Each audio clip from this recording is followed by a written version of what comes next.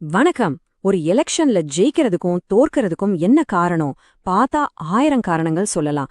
ஆனா இன்னைக்கு நாம ஒரே ஒரு தொகுதியை மட்டும் எடுத்துக்க போறோம். லால்குடி. அதோட ஒவ்வொரு அங்குலத்தையும் அலசி ஆராய்ஞ்சு அங்க என்னதான் நடக்குதுன்னு பார்க்க போறோம். வாங்க இந்த ஆய்வுக்குள்ள முழுசா இறங்கலாம். நம்மளோட முதல் கேள்வியே இதுதான். கிராம அளவுல ஒரு தேர்தல ஜெயிக்கிறது எது? பெரிய பெரிய தலைவர்களோட மேடை பேச்சுகளா? இல்ல ஒவ்வொரு கிராமத்து திருமுனையிலையும் கேக்குற மக்களோட உண்மையான பிரச்சனைகளா? எது வெற்றியை தீர்மானிக்குது? வாங்க இதுக்கான பதில நாம சேர்ந்து தேடுவோம். இதுதான் நம்ம களம். தமிழ்நாட்டோட வரைபடத்துல காவிரியோட வளத்துல செழிப்பா இருக்கிற லால்குடி தொகுதி. இது வெறும் ஒரு தொகுதி மட்டும் இல்ல. இங்க இருக்கிற அரசியல் சூழல் தமிழ்நாட்டுல இருக்கிற பல கிராமப்புற தொகுதிகளோட கதைய நமக்கு அப்படியே படம் பிடிச்சு காட்டும். முதல்ல லால்குடியோட அரசியல் கணக்குகள் எப்படி இருக்குன்னு ஒரு பார்வை பார்த்துடலாம். லால்குடியோட மக்கள் தொகையில ஒரு சுவாரஸ்யமான விஷயம் இருக்கு. இங்க ஹிந்துக்கள் கிட்டத்தட்ட 77%. அதாவது பெரும்பான்மையா இருந்தாலும் கிறிஸ்தவர்களும் இஸ்லாமியர்களும் சேர்ந்து சுமார் 23% இருக்காங்க. அவங்களோட வாக்குகள் இங்க தேர்தல் முடிவுகளை மாத்தி எழுதுற சக்தி படைச்சது. சமூக ரீதியா பார்த்தோம்னா இங்க 16% மக்கள் பட்டியலினத்தைச் சேர்ந்தவங்க. இந்த பகுப்பாய்வு படி இவங்களோட வாக்குகள் பாரம்பரியமா ஒரு குறிப்பிட்ட கட்சிக்கு போறதால இது தேர்தல் கணக்குகள்ல ஒரு முக்கியமான நிலையான காரணியா பார்க்கப்படுது. 80.11%. இது என்ன தெரியுமா? 2021 தேர்தல்ல பதிவான வாக்குகள். இதோட அர்த்தம் ரொம்ப ஆழமானது. லால்குடி மக்கள் அரசியல சும்மா கடந்து போறவங்க இல்ல, ரொம்ப உன்னிப்பா கவனிக்கிறாங்க. இங்கே ஒவ்வொரு ஓட்டுக்கும் அவ்வளவு மதிப்பு. சரி, அடுத்து இப்போ களத்துல என்ன நிலைமைன்னு பாப்போம். போன எலெக்ஷன் ரிசல்ட்ட பார்த்தா திமுகவுக்கு கிட்டத்தட்ட 10% வாக்கு வித்தியாசத்துல ஒரு பெரிய வெற்றி கிடைச்சிருக்கு. ஆனா இந்த எண்கள் மட்டுமே முழு கதையும் சொல்லிடாது. கொஞ்சம் ஆழமா பார்த்தோம்னா கதை வேற மாதிரி இருக்கு. பாருங்க, 2016ல வெறும் 2% தான் வித்தியாசம். ஆனா அதுவே 2021ல 10% உயர்ந்திருக்கு. இது திமுகவோட பலத்தை காட்டுது இல்லையா? அப்படி இருக்கும்போது இப்போ இருக்கிற எம்எல்ஏவுக்கு என்ன தர்ம சங்கடம் வந்திருக்க முடியும்? இங்கதான் அசல் சிக்கல ஆரம்பிக்குது. திரு ஏ. சௌந்தரபாண்டியன் 4 முறை ஜெயிச்ச எம்எல்ஏ.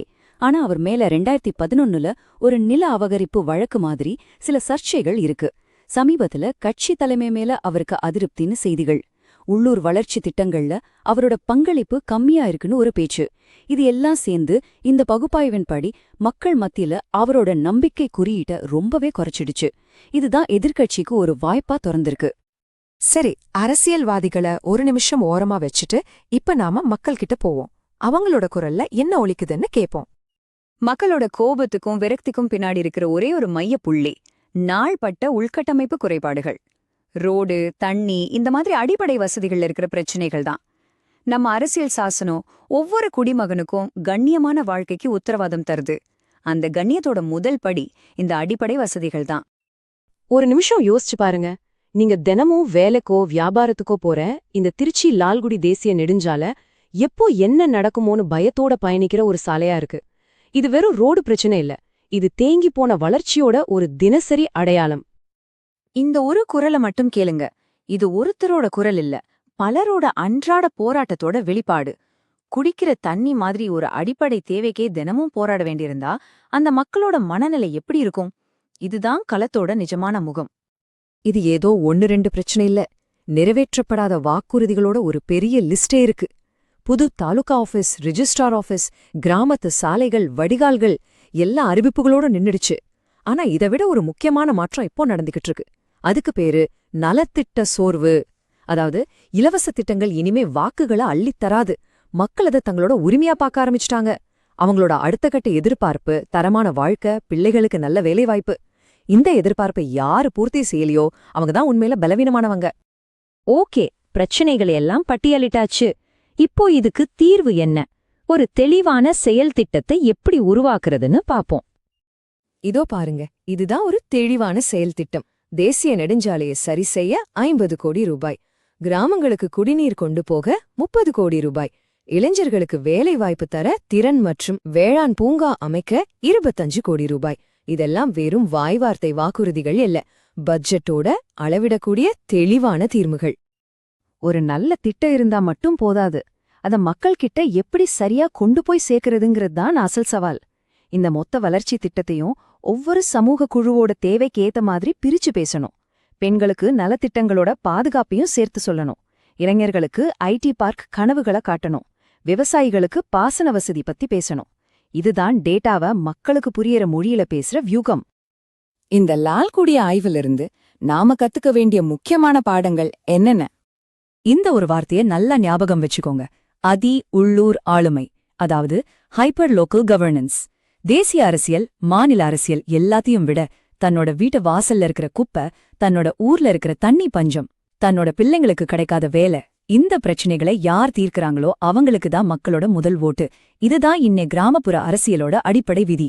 பொறுப்பான நிர்வாகம் என்பது மக்களுடைய தேவைகளை மதிப்பது, அவங்களுடைய தரவுகளையும் கருத்துகளையும் அவங்க அனுமதியோட அவங்க நன்மைக்காக மட்டுமே பயன்படுத்துறது தான் சரியான அணுகுமுறை.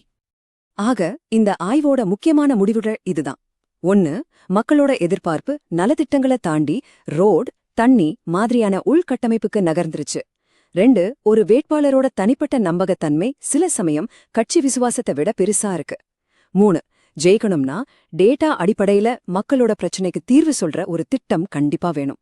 கடைசியா, ரொம்ப முக்கியமா, நீங்க 4 முறை ஜெயிச்சவரா இருக்கலாம், ஆனா மக்கள் நம்பிக்கையை இழந்துட்டா ஜெயிக்கிறது ரொம்ப கஷ்டம். அப்போ கடைசியா நிக்கிற கேள்வி இதுதான்.